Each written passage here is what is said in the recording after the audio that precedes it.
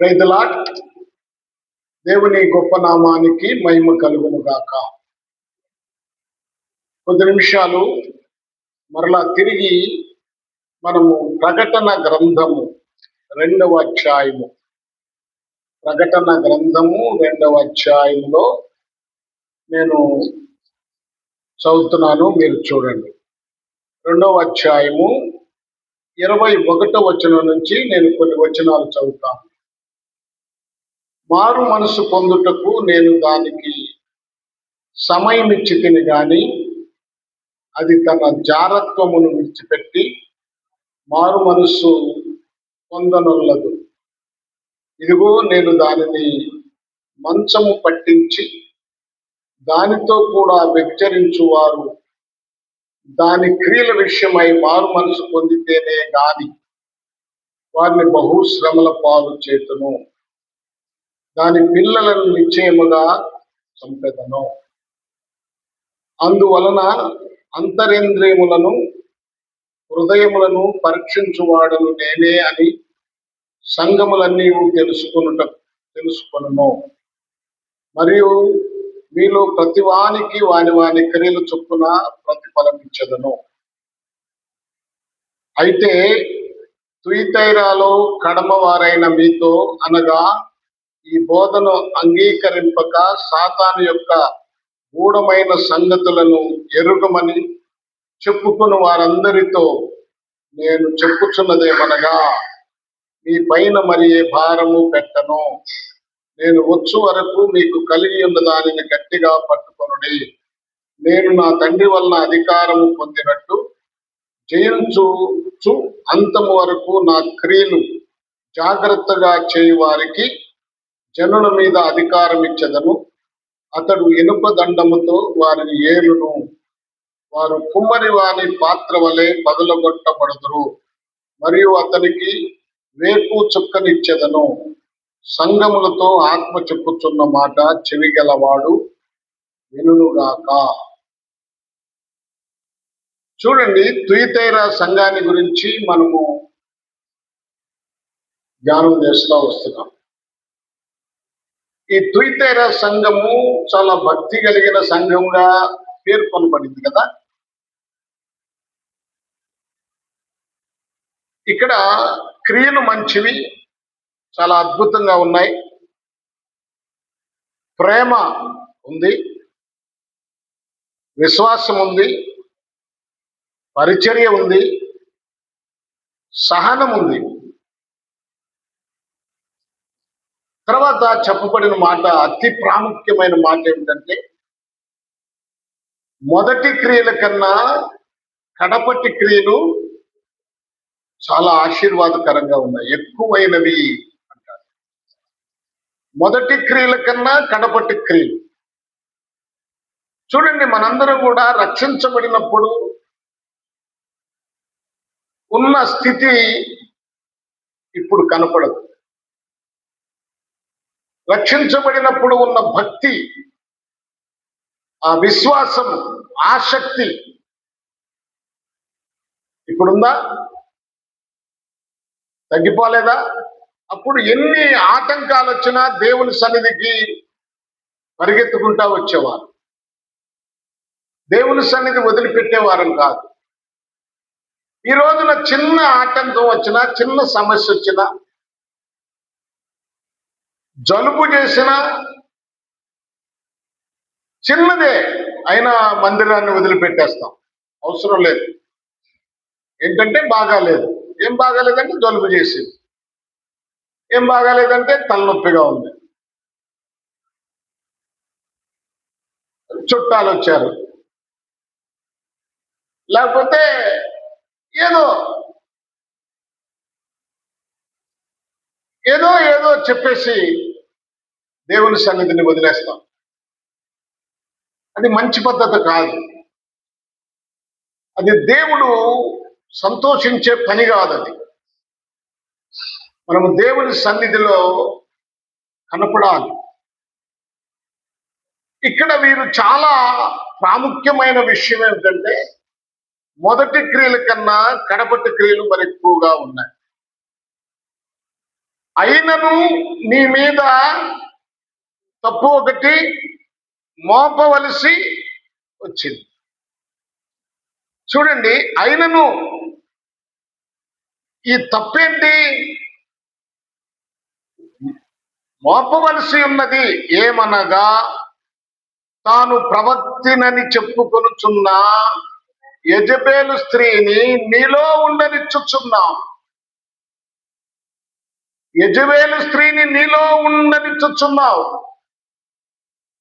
అంటే ఆనాడు యెజబేలుని ప్రేరేపించిన దురాత్మ ఆ సంఘంలో కూడా ఈ రోజున కూడా పనిచేస్తా ఉంది అని అర్థం. నేను యెజబేలు లక్షణాలు 7 విషయాలు చెప్పాను, మీకు గుర్తుందో లేదో. ఒకటి, యెజబేలు లక్షణాలు. మొదటి లక్షణం జారత్వం చేయటం. రెండవ లక్షణం విగ్రహములకు బలి ఇచ్చిన వాటిని తినటం. మూడవ లక్షణం దాసులను సేవకులను మోసపరచటం. నాలుగవ లక్షణం చిల్లంగితనము అంటే మాంత్రిక విద్యలు. ఐదవ లక్షణం ముఖమునకు రంగు వేసుకోవటం, మేకప్. ఆరవ లక్షణం అబద్ధ సాక్ష్యము పలకటం. ఏడవ లక్షణం భక్తులను హింసించటం, హతము చేయటం. ఈ 7 లక్షణాలు కలిగిన యెజబేలు, చూడండి, యెజబేలు ఆ స్త్రీ, ఆ ఆత్మ ఆ సంఘములో పనిచేస్తావు. అందుకని మీరు జాగ్రత్తగా ఉండాలి అని చెప్పాడు. మీరు సంఘములో ఎలాగున్నారంటే గోధుమల మధ్య గురుగులు లాగా ఉన్నారు.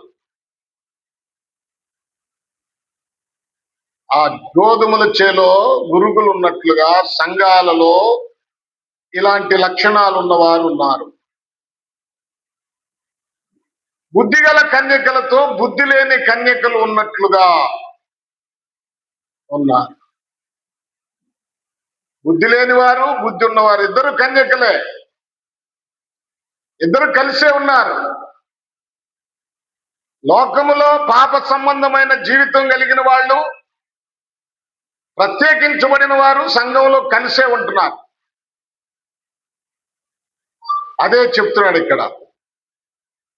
విందుశాలలో పెండ్లి వస్త్రం లేని వారని, 12 మంది శిష్యుల్లో యూదా ఇస్కర్యోతు లాంటి ధనాపేక్ష కలిగిన వారు, దౌర్భాగ్యులు సంఘములో ఉన్నారు. కనుక ఈ లక్షణాలు ఉన్నవారు దేవుని సన్నిధికి వచ్చినా అది దేవునికి ఇష్టం ఉండదు. దేవునికి ఇష్టం ఉండదు. ఇప్పుడు మనం చదువుకున్న భాగము 21వ వచనం మరొకసారి చదవండి. మారు మనస్సు పొందుటకు దానికి సమయం ఇచ్చాను, అది తన జారత్వమును విడిచిపెట్టి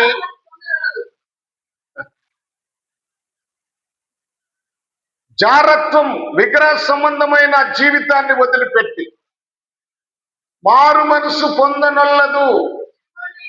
ఇక్కడ మనం ఒక మాట జ్ఞాపకం చేసుకోవాలి. మీరందరూ విగ్రహ సంబంధమైన జీవితాన్ని వదిలిపెట్టారా? మీరందరూ మారు మనసు పొందిన వాళ్ళేనా? మనం ఒకసారి ఆలోచించుకోవాలి. మనం ప్రత్యేకించబడ్డామా? బైబుల్ అనేది చాలా స్పష్టంగా చెప్తుంది, చాలా స్పష్టంగా చెప్తుంది. మనము జాగ్రత్తగా ఉండాలి. క్రైస్తవులంటే ప్రత్యేకించబడిన వారు. ఒకసారి యేసు ప్రభువును నమ్ముకున్న తర్వాత, యేసు ప్రభు దగ్గరకు వచ్చిన తర్వాత, నువ్వు బాప్తిసం పొంది సంఘములో చేర్చబడిన తర్వాత నువ్వు ఏ ప్రలోభాలకు లోబడకూడదు.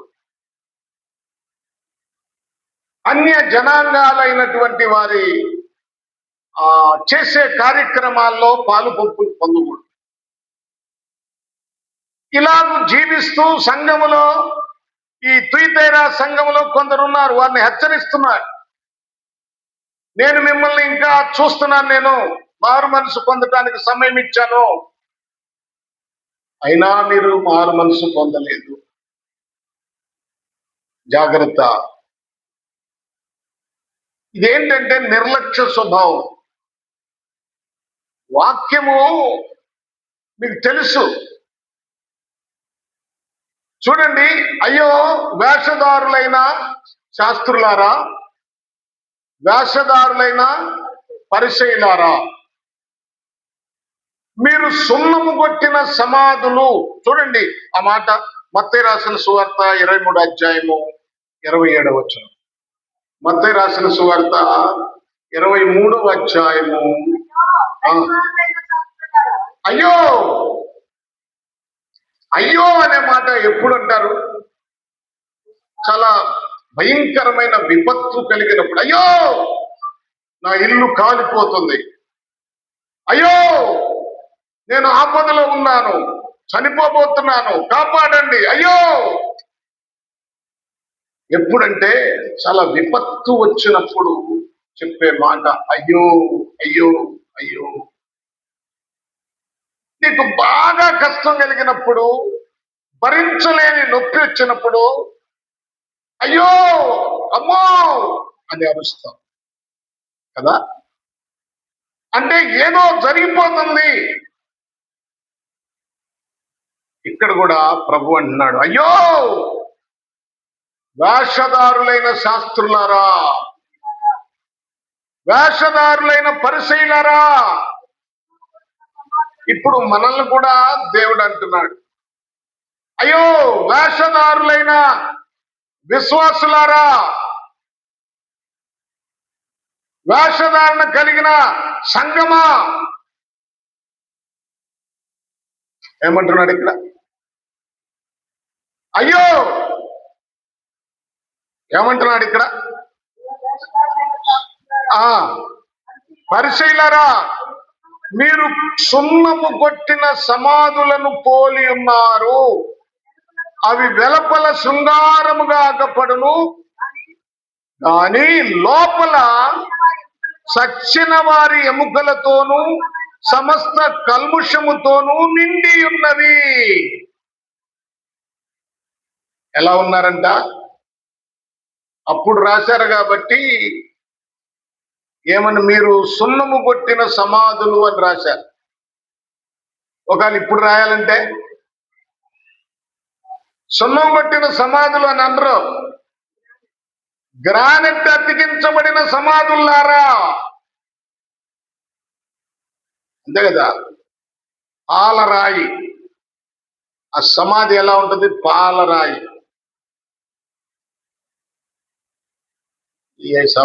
ఇలా కట్టడం వలన ఒక్కొక్కళ్ళు సమాధి మీద ఒక ఇల్లే కడుతున్నారు. దానివల్ల సమాధుల స్థలం అంతా అయిపోతుంది, ఆక్రమిస్తున్నారు.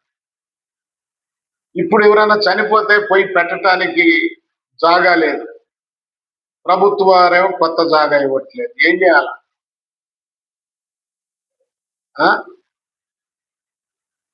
చూడండి, ప్రభుత్వం ఏదన్నా చర్య తీసుకొని ఆ సమాధులన్నిటినీ పడగొట్టేసి దున్నేస్తే మరలా కొత్తగా చనిపోయే వారిని సమాధి చేసుకోవడానికి ఖాళీ జరుగుతాయి.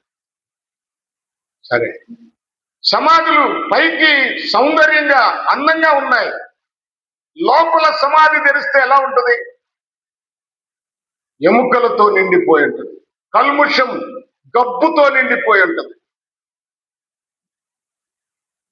పురుగులు బట్టి ఉంటాయి. ఆ పుర్రెలు ఎముకలు తప్ప ఏమి లోపల ఉండవు. పైన చూస్తే ఫలాని వాడి సమాధి ఎంత సౌందర్యంగా ఉందో.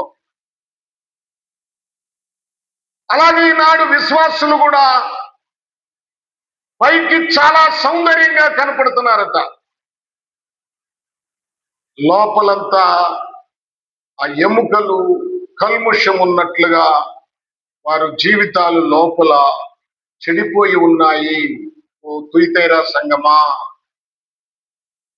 మీరు ఎలాగున్నారు? ఆ యెజబెలు క్రియల వలన మీరు పైకేమో సున్నం కొట్టిన సమాధుల్లాగా చాలా సౌందర్యంగా కనపడుతున్నారు, కానీ లోపల మీ జీవితాలన్నీ పాడైపోయి ఉన్నాయి. యోహాను రాసిన సువార్త 5వ అధ్యాయము 40వ వచనం చదువుదామా? 5వ అధ్యాయము, యోహాను రాసిన సువార్త 5వ అధ్యాయము 40. ఏంటంట? అయితే మీకు జీవము కలుగునట్లు మీరు నా యొద్దకు రానొల్లరు. మనుషుల వలన, నేను మనుషుల వలన మహిమ పొందువాడను తాను, నేను మిమ్మును ఎరుగుదును. ఎలాంటి వాళ్ళంట? ఈ సంఘస్థులతో ఇప్పుడు ప్రభు మాట్లాడుతున్నాడు. నేను మిమ్మును ఎరుగుదును. ఎలా ఎరిగి ఉన్నాడు? ప్రేమ ఉంది మీలో. ఏం ప్రేమ? లోక సంబంధమైన ప్రేమ. మన కుటుంబస్తులను, కుమారులను ప్రేమిస్తాం, తల్లిదండ్రులను ప్రేమిస్తాం, బంధువులను ప్రేమిస్తాం. మన ప్రేమ ఎలా ఉంటుందంటే అద్దెకి తెచ్చుకున్నదిగా ఉంటుంది. ఆ ప్రేమ కాదు. ఏమంటున్నాడు ఇక్కడ? ఏమంటున్నాడు? నేను మిమ్మును ఎరుగుదును. ఎలా ఎరుగుదునంటే దేవుని ప్రేమ లేని వారుగా ఎరుగుదును. దేవుని ప్రేమ లేదు. దేవుడు సర్వమానవాళిని ప్రేమించాడు. అందరినీ ఒకే రీతిగా ప్రేమించాడు. ఆయనలో ద్వేషం లేదు. ఆయన కొట్టిన వారిని ప్రేమించాడు. ఆయన అవమానపరిచిన వారిని ప్రేమించాడు. అలాంటి ప్రేమ మనలో ఉందా? దేవుని ప్రేమ అంటే సమస్తమును సహించే ప్రేమ. దేవుని ప్రేమ అంటే అపకారము మనసులో ఉంచుకొనని ప్రేమ.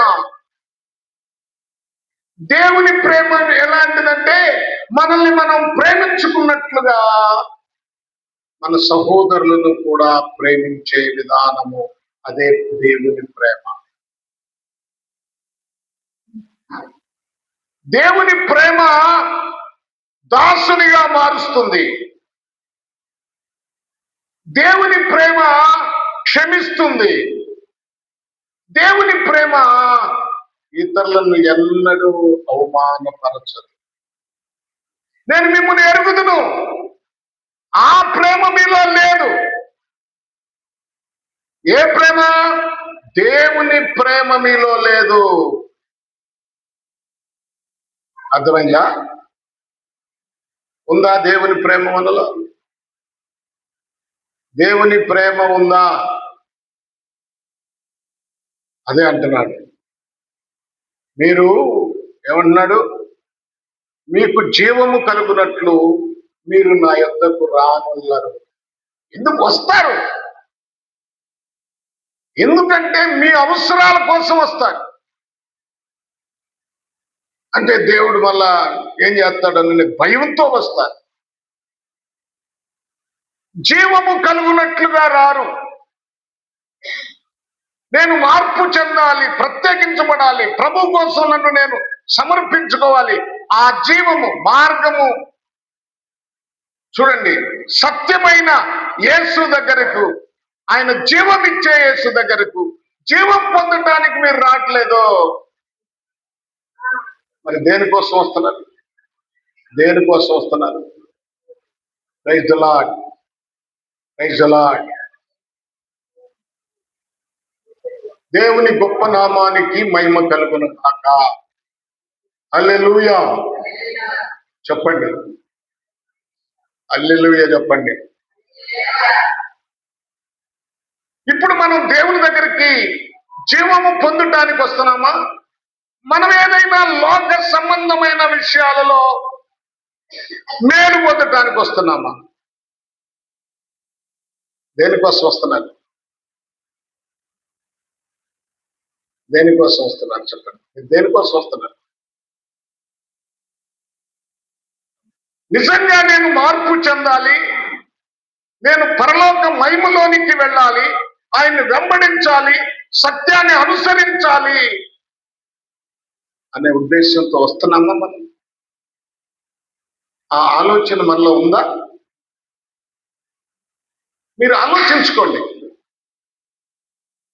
మారు మనసు పొందుటకు దానికి సమయం ఇచ్చి తిని గాని అది మారు మనసు పొందనల్లదు. ఏంటంట? ఏంటి? చూడండి, విడిచిపెట్టట్లేదు. యోహాను రాసిన సువార్త 7వ అధ్యాయము 44వ వచనం చదవండి. 7వ అధ్యాయము 44వ వచనం.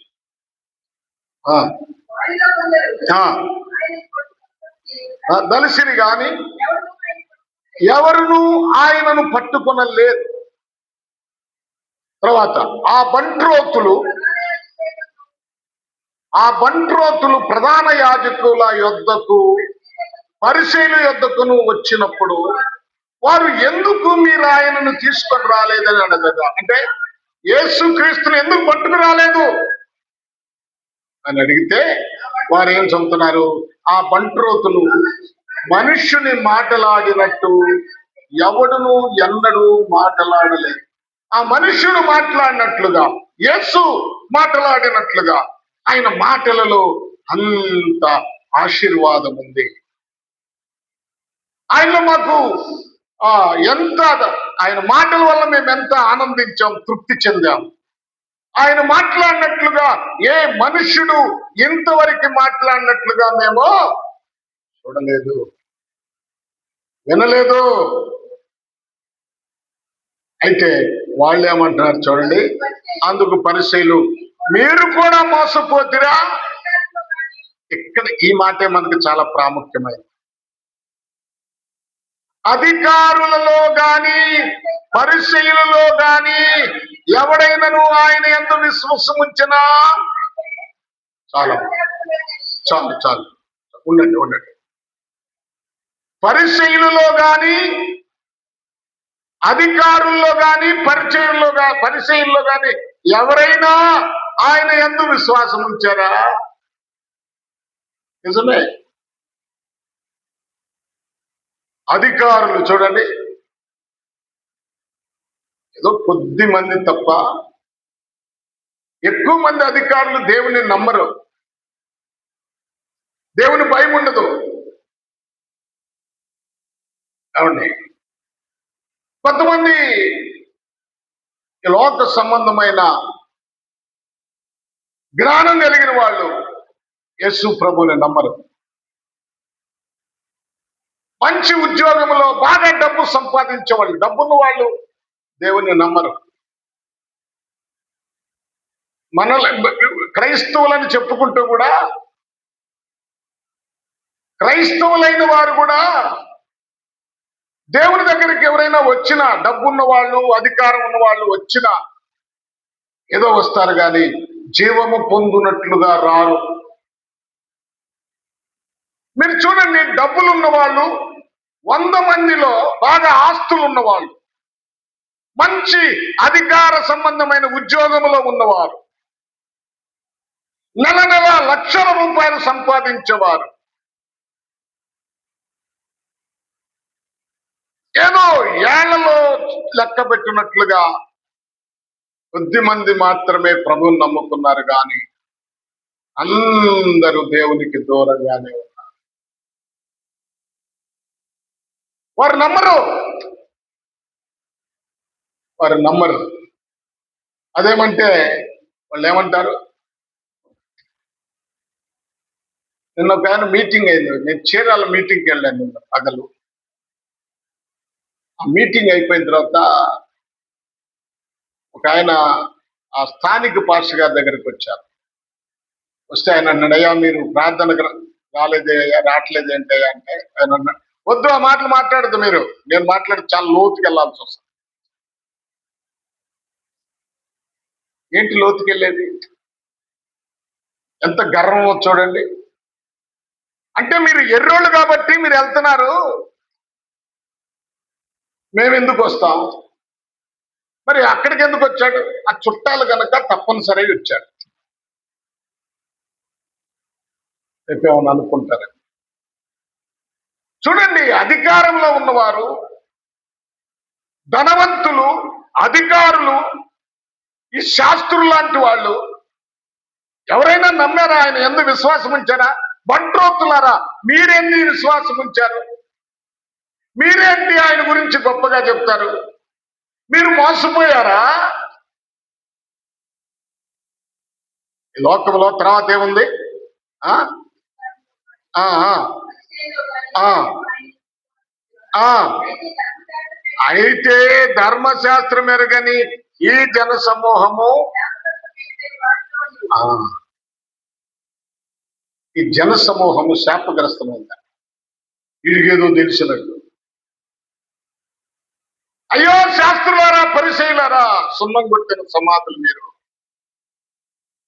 మీ లోపలంతా చెడిపోయింది, మీ లోపలంతా ఎముకలతో గూడు కట్టుకొని ఉంది అని ప్రభు చెప్తుంటే వీళ్ళేంటన్నారు? మేమేదో గొప్పవాళ్ళం, ఈ జనం ధర్మశాస్త్రం ఎరగని జనమంతా శాపగ్రస్తులు అంటున్నారా? సత్యం తెలుసుకోలేదు, యథార్థత తెలుసుకోలేదు. ఈ రోజున చూడండి, చాలా మంది అలాగే ఉన్నారు. మత కల్లోలు ఎక్కువైపోయినాయి. మనం చిన్నప్పుడు ఒక ప్రతిజ్ఞ చేశాం మేము స్కూల్లో ఉన్నప్పుడు. అది ఇక్కడ ఉన్న వాళ్ళకి ఎవరికైనా తెలుసా ప్రతిజ్ఞ? చెప్పండి, ఏంటా ప్రతిజ్ఞ?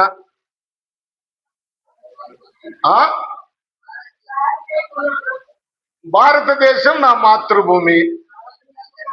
అమ్మా, భారతీయులందరూ సహోదరులు. నేను నా దేశమును ప్రేమించుచున్నాను. నిజమే. చూడండి, మనలను కొంతమంది ద్వేషిస్తున్నారు, కానీ క్రైస్తవులమైన మనము దేశాన్ని ప్రేమించేవారు. ప్రతిరోజు మన దేశం కోసం ప్రార్థన చేసేది ఎవరంటే క్రైస్తవుడే. మనం ప్రార్థన చేసేటప్పుడల్లా మన దేశం బాగుండాలని, మన అధికారులు బాగుండాలని, మన నాయకులు బాగుండాలని, వారికి మంచి జ్ఞానము దేవుడు అనుగ్రహించాలని, మా దేశము సస్యశ్యామలమైన దేశముగా, సమృద్ధి అయిన పంటలను అందించే దేశముగా, రైతుల కోసం, నాయకుల కోసం, మనం అందరి కోసం ప్రార్థన చేసే వాళ్ళము క్రైస్తవులమైన మనమే. భారతీయులందరూ నా సహోదరులు అంట.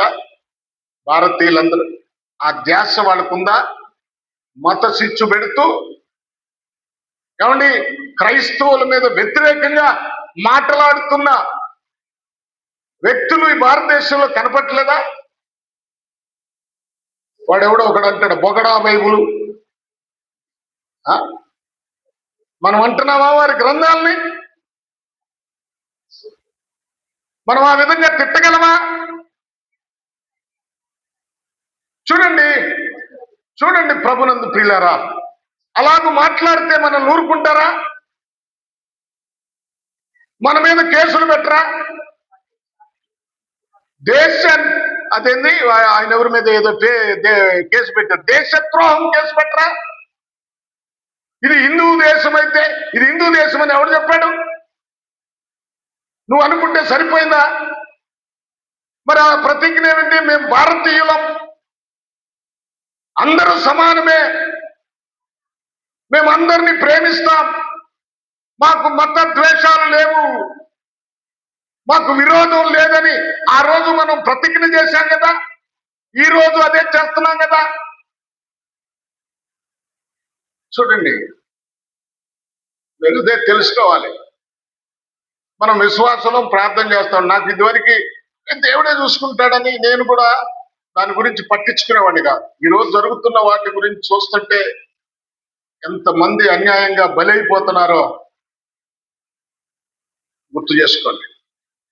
ప్రభునందు ప్రియ దేవుని పిల్లలారా జ్ఞాపకం చేసుకో. ఇక్కడ అంటాడు, ధర్మశాస్త్రం ఎరగని వీళ్ళంతా ఎవరంట? శాపగ్రస్తులు అని వాళ్ళు అంటున్నారు. చూడండి, క్రీస్తుని ఎరగని వారే శాపగ్రస్తులు. దానికి మారు మనసు పొందుటకు నేను సమయం ఇచ్చాను, కానీ మారు మనసు పొందలేదు. రోమా పత్రిక 1వ అధ్యాయము 22వ వచనాన్ని చదువుకుందాం. చూడండి, రోమా పత్రిక 1వ అధ్యాయము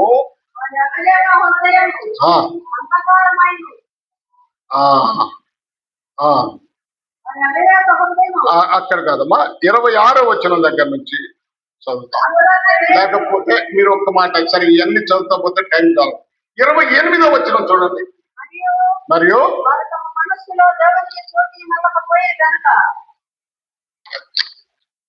వారు తమ మనస్సులో దేవునికి చోటివ్వకపోయిరి గనుక చేయరాని కార్యములు చేయుటకు దేవుడు భ్రష్ట మనసుకు వారిని అప్పగించెను. దేవుడు వారిని భ్రష్ట మనసుకు అప్పగించాడు. ఎందుకు భ్రష్ట మనసుకు అప్పగించాడు? వారు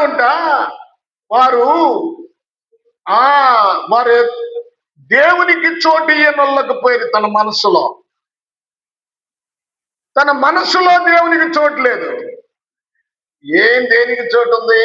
లోకానికి, పాపానికి చోటు ఉంది.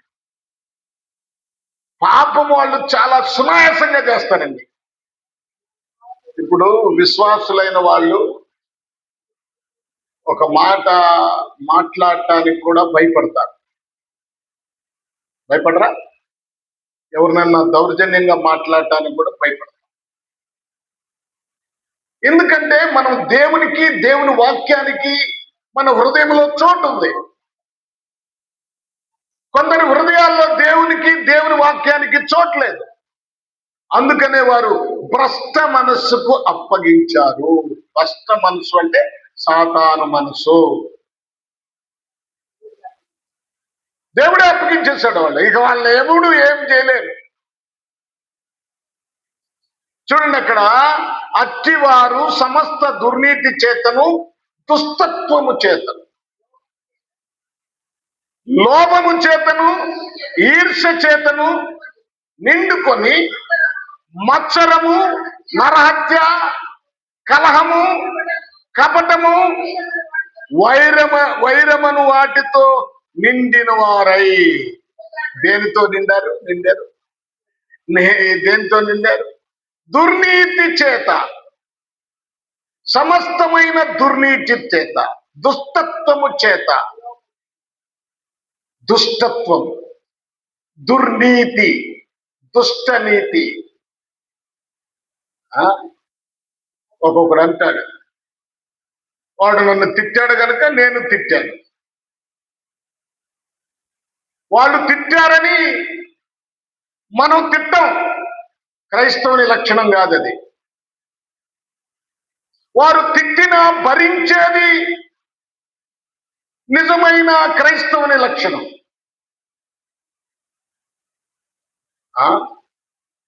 వాడు కొట్టినా కొట్టించుకునేది క్రైస్తవుని లక్షణం. ఏందమ్మా మీ అత్తని ఎందుకు అట్లా చూస్తున్నావు? ఏంటంటే, దీని సంగతి నీకేం తెలుసు పాస్టర్ గారు? నేను కాపురానికి వచ్చినప్పుడు ఏమంటే దీని పోకడ చూడాలి, అందుకని ఇప్పుడు నువ్వు ఇలా చేస్తున్నావా? అది దుర్నీతి. నిన్ను చేసిందని నువ్వు చేస్తున్నావా? మరి నువ్వు ప్రభుని నమ్ముకున్నది ఏంటి? నువ్వు వాక్యానికి భయపడవా? విధేయత చూపించవా? దుర్నీతి నీలో ఉండేది. నువ్వు నిజంగా దేవుని బిడ్డవైతే, నువ్వు నిజంగా దేవుని వాక్యాన్ని అంగీకరించి మారు మనసు పొంది బాప్తిజం పొందినట్లయితే, దేవుని ప్రేమ నీలో ఉండాలి.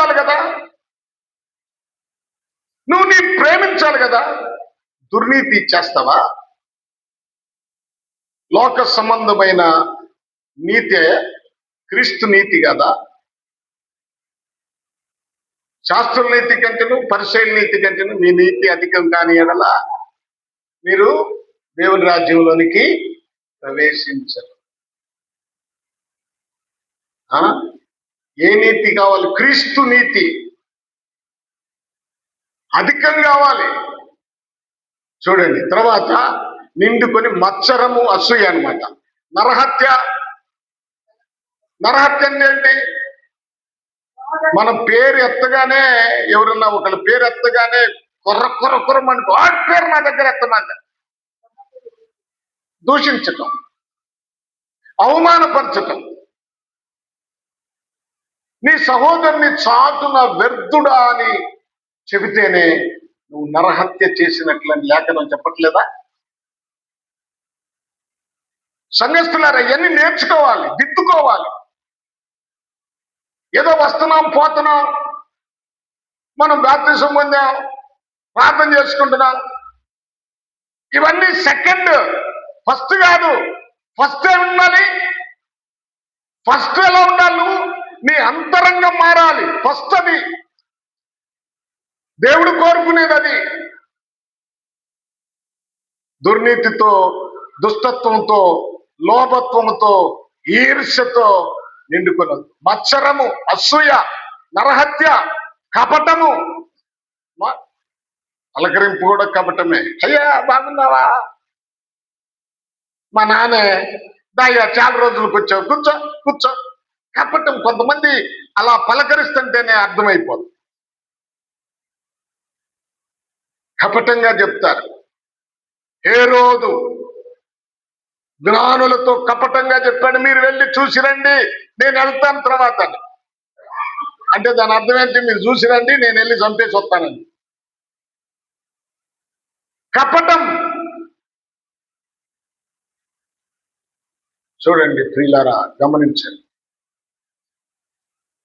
నువ్వు ఎలా ఉన్నావు? ఎలాంటి జీవితానికి? కపటము, వైరమును వాటితో నిండిన వారు. వైరం అంటే విరోధం. ఇప్పుడు విరోధాలు ఎక్కువ. విరోధమే వైరము. చూడండి, అలాగూ నిండి ఉన్నారట. కొండెగాండ్రు, ఒకరి మీద ఒకరు సాడీలు చెప్పుకునేవాడు. అపవాదికులు, అపవాదులు వేసేవాళ్ళు. దేవద్వేషులు.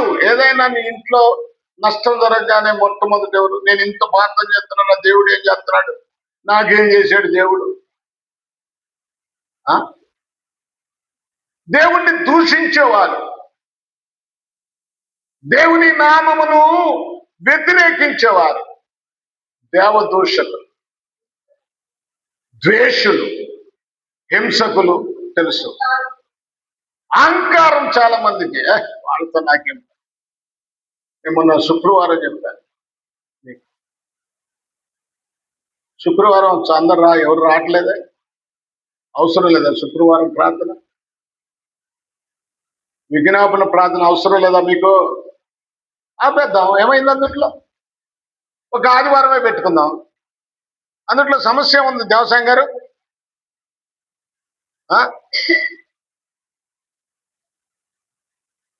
చెప్పండి.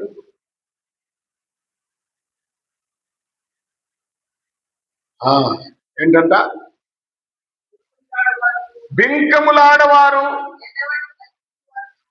చెడ్డవాటిని కల్పించువారు. అహంకారులంటే తమ్ముడు. అలా ఉండకూడదు. మనం ఎక్కడ చచ్చిన కుక్క లాంటి వారు. ఏమండి? ఎన్నిక లేనటువంటి వారం మనం. ప్రభువా, ఒక పాట పడుతుంది, నాకున్నవన్నీ. ఏం పాట? ఏందమ్మా, పాటలు తెగబాడతారుగా అమ్మా మీరు, వద్దంటే పాడతారుగా. నాకున్నవన్నీ నీవిచ్చినవే ప్రభువా. పాడతారా పాట? అంతేనా? అలా కాదా? ఏమా, నువ్వు ఇచ్చినవే. మరి దేవుడు ఇచ్చిన దానికి ఎందుకు నీకు గర్వం? దేవుడిచ్చింది అయితే నీకెందుకు అహం? ఇచ్చింది ఆయన కదా, ఆయనే కదా ఇవన్నీ, మరి నీకెందుకు వచ్చింది అంట గర్వం?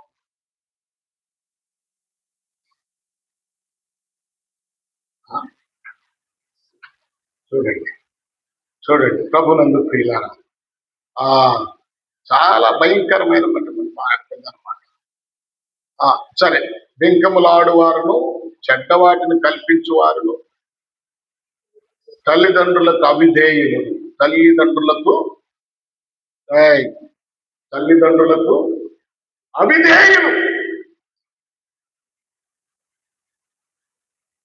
తల్లిని తండ్రిని దూషించువారు. తల్లి తండ్రి అంటే అత్తమామలు కూడా. అత్తమామలు తల్లిదండ్రులే నీకు. చూడండి ఏమన్నాడు, తల్లిదండ్రులకు అవిధేయులను అవివేకులను, మాట తప్పువారును అనురాగ రహితులు. అనురాగం లేదు, ఆప్యాయత లేదు, ఒకరి మీద ఒకరికి అనురాగం ఉండాలి కదా. మనందరం సంఘం అయితే ఒక విశ్వాసి తోటి విశ్వాసతో అనురాగం ఉండాలి కదా. లేదు, విశ్వాసంలోనే కొర చూసుకునే వాళ్ళు ఉన్నారు, పలకరించుకునే వాళ్ళు లేరు. రాత్రి అయిపోగానే గబగబా వెళ్ళిపోతారు. ఒకరికొకరు పలకరించుకోవటం, వందనాలు చెప్పుకోవటం. అమ్మా నాకు పని ఉందలేమ్మా, ఇల్లు అందరికీ ఉంటాయి, ఎవరికి లేదు, నాకు లేదు పని. ఒకరినొకరు పలకరించుకోవాలి కదా, వందనాలు చెప్పుకోవాలి కదా. విశ్వాసులు ప్రైజులాడు చెప్పుకోవాలి కదా, చెప్పుకోవాలి కదా. మరి పలకరించుకుంటారా? నువ్వెవరో నేనెవరో. ఎవరిని అడిగితే అమ్మ ఫలానా ఆయన తెలుసు, ఫలానా తెలుసమ్మంటే తెలుసు, కానీ చర్చికి వస్తుంది చూస్తానంతే. చూస్తావా? పలకరివా? చూస్తావా? ఏం మాట్లాడండి అది, ఏం మాట్లాడండి. అనురాగ రైతులు నిర్ధయులు నైరి, ఇట్టి కార్యములు అభ్యసించిన వారు మరణమునకు తగిన వారు అను దేవుని న్యాయ విధిని వారు బాగుగా ఎరిగి ఉండి వాటిని చేయుచున్నారు. దేవుని వాక్యం తెలుసు మీకు, అయినా ఈ తప్పులు చేస్తున్నారు. తెలీదా మీకు వాక్యం? వింటలేదా మీరు? దిద్దుబాటు వాక్యం బాగా వింటారు మీరు. మీకు నేను ఆశీర్వాదాల గురించి, డబ్బుల గురించి ఎప్పుడో ఒకసారి సందర్భంలో వస్తే చెప్తాను, కానీ మీకు ఎక్కువగా దిద్దుబాటు వాక్యమే చెప్తాను. మీరు దిద్దుబడాలి, మీరు దేవుని రాజ్యానికి చేరాలి అంటే దిద్దుబాటు ఉండాలి.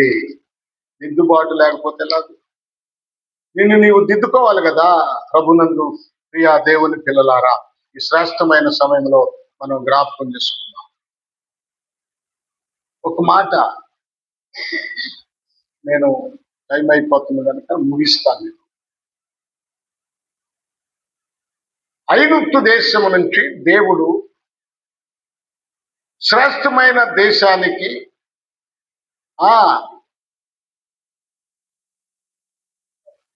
కనాను దేశానికి నడిపిస్తూ ఉన్నాడు ఇశ్రాయేలు. మార్గ మధ్యంలో వారు సీనాయి కొండ దగ్గర ఆగారు. మోషే ఆ కొండపైకి ఎక్కాడు. కొన్ని రోజులు కింద కనపడలేదు, ఎందుకంటే దేవునితో గడుపుతున్నాడు. ధర్మశాస్త్రపు పలకలు ఆయనకు దొరికినాయి.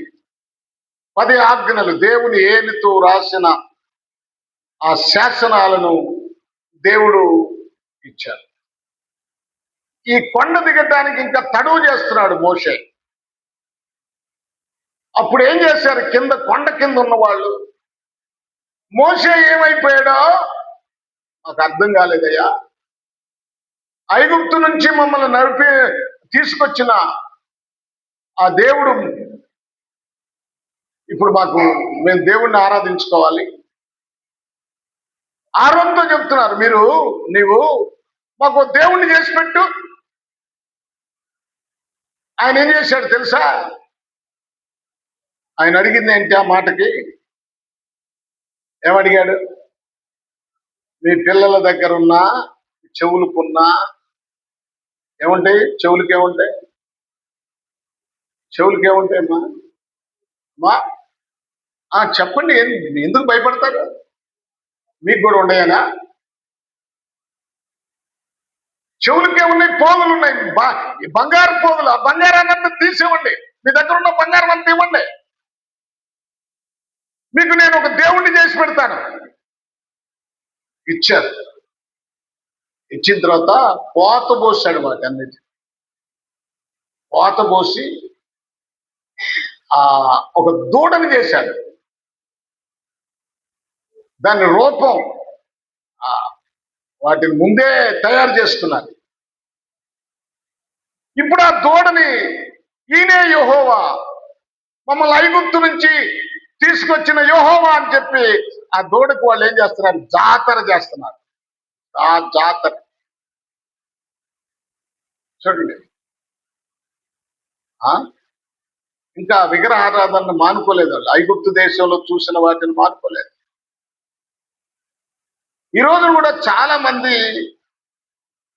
గృహాల్లోకి వెళ్ళండి, విషయాల్లోకి వెళ్ళండి, వాళ్ళ పెళ్లిళ్ళలోకి వెళ్ళండి, వారి ఫంక్షన్లోకి వెళ్ళండి, గృహప్రవేశాల్లోకి వెళ్ళండి, అవే కనపడతాయి. అవే కనపడతాయి. ఆ ఆచారాలే ఐగుప్తు దేశంలో వాళ్ళు చూశారు చూడండి, ఆ ఆచారాలే ఈ దేశంలో మనం చూసాం చూడండి, ఆ ఆచారాలే. చూడండి ప్రభునందు ప్రియ, నిర్గమాకాండం 32:9 చదవండి. నిర్గమాకాండము 32 మరియు యెహోవా ఇట్లనెను, నేను ఈ ప్రజలను చూచి ఉన్నాను. వారు ఎలాంటి వాళ్ళంట? లోబడనులని ప్రజలు. కావున నీవు ఊరకుండుము,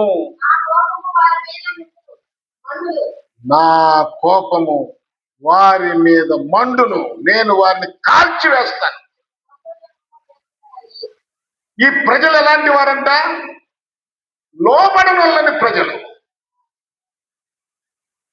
లోబడరు, దేవుని వాక్యానికి లోబడరు, దేవునికి లోబడరు, దేవుని పద్ధతులకు లోబడరు. అవునండి, నాకు ఒక్కొక్కసారి అనిపిస్తుంది, ఇంత గొప్ప దేవుణ్ణి తెలుసుకున్న వీళ్ళు ఎందుకు ఈ విధంగా లోక సంబంధమైన ఆచారాలు చేస్తున్నారు అంటే, అవి ఈజీ. నువ్వు దేవుని దగ్గరకు వచ్చి నీ హృదయాన్ని స్థిరపరచుకోవటం, నీ హృదయాన్ని ఆయనకు అప్పగించటం, ఆయన వాక్యానికి లోబడటం తేలిక. నిన్న పెద్ద చర్చిలో ఒక ఆమెను చూశాను నేను. అంటే అక్కడ ఒక ఫ్రెండ్ ఉన్నాళ్ళే నాకు, అప్పుడప్పుడు వెళ్తాను. ఎక్కడ? లూథరన్ చర్చిలో ఒక ఫ్రెండ్ ఉన్నాడు. ఆయనతో అవసరమైనప్పుడు కాస్త మాట్లాడటానికి వెళ్తాను. ఎప్పుడు అది తలుపులు తీసి ఉంటది. ఒక ఆమె ఈ వాకిట్లో మోకరించింది. సరే, వాకిట్లో ఉండి మోకరించుకొని ప్రార్థన చేసుకుంటుందేమో అని అనుకున్నా. ఈ వాకిట్లో నుంచి మోకాళ్ళ మీద నడుస్తుంది. ఎక్కడికి వెళ్తుందని చూశాను నేను. చీరా ఫుల్ పీట్ దగ్గరికి వెళ్ళిపోయింది. ఎట్లా వెళ్ళింది? మోకాళ్ళ మీద నడుచుకుంటానే వెళ్ళింది. ఎంత భక్తి! చూసిన వాళ్ళు ఏమనుకుంటారు, ఎంత భక్తి! మోకాళ్ళ మీద నడుచుకుంటా పోవటం భక్తి. వాళ్ళని ఏమనాలి చెప్పో తెలుసా? నేనైతే ఏమంటానో తెలుసా? సిగ్గులేని క్రైస్తవులు అంటాను. వాళ్ళకి సిగ్గు లజ్జ లేదు. అంతరంగా నీమని చెప్పాడు దేవుడు. నీ హృదయం నాకిమ్ము, నీ హృదయములో జీవధారలు ప్రవహిస్తాయి, నీ హృదయం నాకిమ్ము. అంతేగాని నేను మోకాళ్ళ మీద నడిచి నీ కొండకు వస్తానని మొక్కోమని ప్రభు ఎక్కడ చెప్పలా. చెప్పాడు ఎక్కడన్నా? ఎక్కడన్నా ఒక మాట ఉంది అది? లేదు. ఏలియా బయలుదేవత అని ప్రవక్తలతో చెప్తాడు, మీరు మీ దేవతకి ఒక ఎద్దును వధించండి, నేను మా దేవుడికి ఒక ఎద్దును వధిస్తాం. ఎవరు ప్రార్థన చేసి మనిద్దరం ప్రార్థన చేద్దాం, ఎవరు ఎద్దును దహిస్తారో వాళ్ళే దేవుడు అని చెప్పి ఏలియా చెప్పాడు. బయలుదేవతకు ఒక ఎద్దును వధించారు. వాళ్ళు ఏం చేస్తున్నారు? కేకలేస్తున్నారు, కొరడాలతో కొట్టుకుంటున్నారు, శరీరాన్ని గాయపరుచుకుంటున్నారు. మరి ఏలియా ఏం చేశాడు? ఏ శరీరాన్ని గాయపరుచుకున్నాడు? ఆయన మోకాళ్ళ మీద ఏమైనా నడిచాడా? అంటర్ తీసుకొని ఏమైనా కుట్టుకున్నాడా? ఆయన దేవుని దగ్గరికి వెళ్ళి హృదయాన్ని విప్పి ప్రార్థన చేశాడు. ఆ ప్రార్థన చేసినప్పుడు పైనుంచి అగ్ని దిగి వచ్చి ఆ ఎద్దుని దహించి వేసి, అది హృదయం సమర్పించాలి. ఏ పిచ్చి పిచ్చి పనులన్నీ చేస్తే దేవుడు సంతోషించడు. అలా పిచ్చి పిచ్చి పనులు ఎక్కువగా జరుగుతున్నాయి ఈరోజు. హైందవులంటే జరుగుతాయి, వాళ్ళ ఆచారాలు అవి కనుక వాళ్ళు ఏదో చేసుకుంటారు, మనకు అనవసరం. క్రైస్తవ లోకంలో కూడా ఏంటిది? క్రైస్తవుల్లో కూడా ఏంటి? చర్చిల్లో ఏంటి?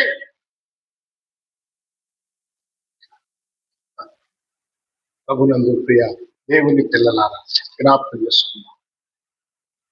అహరోను ఒక విగ్రహాన్ని చేశాడు, దూడం చేశాడు. దేవునికి కోపం వచ్చింది.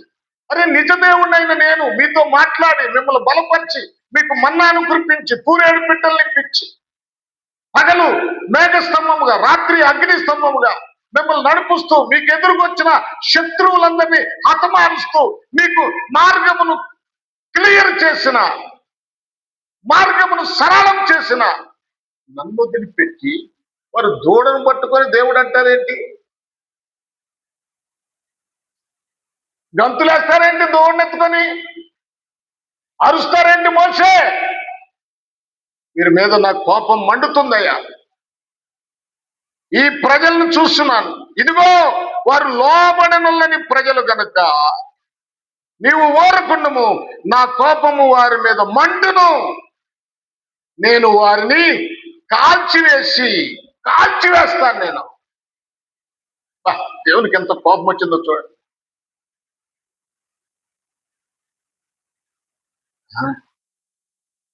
దేవునికి కోపం వచ్చింది. కానీ ఒక సందర్భంలో వారు లోకంలో తిరిగిపోతే ప్రజలు తిరిగి మరలా దేవుని దగ్గరకు వస్తారేమోనని దయగలిగిన దేవుడు వారి కొరకు ప్రవక్తలను పంపాడు. నా మాటలు వెళ్ళి చెప్పండి అయ్యా, మీరు లోబడిన వాళ్ళని ప్రజలు అయినా ఒకసారి పోయి చెప్పండి ఒకసారి. వాళ్ళు తిరుగుబాటును మానుకుంటారేమో మీరు చెప్పే మాటలను బట్టి. చూడండి, దేవుడు జకరయా అనే ఒక భక్తుడిని పంపించాడు. చూడండి మీరు ఆ మాట, దినవృత్తాంతాల 2వ గ్రంథం 24వ వచనం, 24వ అధ్యాయం 19వ వచనం, 24వ అధ్యాయము 19వ వచనం. చూడండి. ఎందుకంట తన వైపునకు వారిని మళ్లించుటకై యెహోవా వారి యొద్దకు ప్రవక్తలను పంపగా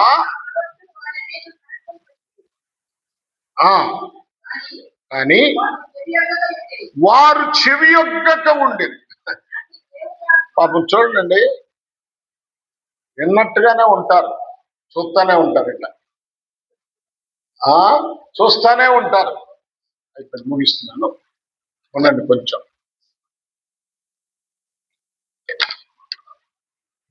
మనం దేవుని వాక్యం చెప్తున్నాం అనుకోండి, జనాలు ఏమి ఆలకించినట్లుగానే ఆలకిస్తారు,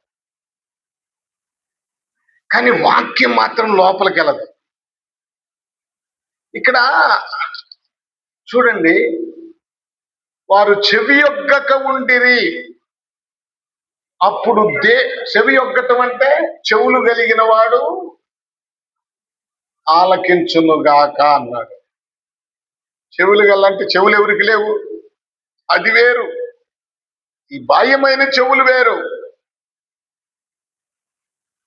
చెప్పిన మాటలు, విన్న మాటలు హృదయములోనికి తీసుకోవటమే నిజమైన చెవి కలిగిన వాడు. సరే, అప్పుడు దేవుని ఆత్మ యాజకుడగు యెహోయూదా కుమారుడైన జకర్యా మీదకి రాగా, అతడు జనుల ఎదుట నిలబడి, మీరు ఎందుకు యెహోవా ఆజ్ఞలను మీరుచున్నారు? మీరు వర్ధిల్లరు. ఇప్పుడు సేవకుడు నేనే ఉన్నాను అనుకోండి, మీ ఇంటికి వచ్చి మీరు ఏదో పిచ్చి పని చేస్తా ఉంటారు. మీరు ఎందుకు దేవుని ఆజ్ఞను మీరుతున్నారు? మీరు వర్ధిల్లరు అని అంటే మీరేమంటారు? సరే, ముందు అనే ధైర్యం కావాలి. కావాలా? సేవకుడు అనే ధైర్యం కావాలి. ఉండదు ధైర్యం. పోవా బాబు, బోళ్ళంత మంది సేవకులు ఉన్నారు, నువ్వేంది? నేను చెప్పినట్టుగా చేసేవాళ్ళు ఉన్నారు.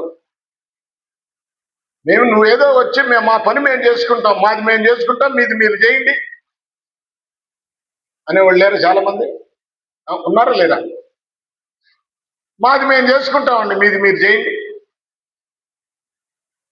మీది మీరు చేసుకునేటప్పుడు ఇక సేవకుడు ఎందుకండి సేవకుడు? ఎందుకు సేవకుడిని పిలవటం? నువ్వే చేసుకో, అన్ని నువ్వే చేసుకో. ఈ సేవకుడు చూడండి ఎంత ధైర్యంగా మాట్లాడుతున్నాడు. ఆయన ఎలా మాట్లాడుతున్నాడు?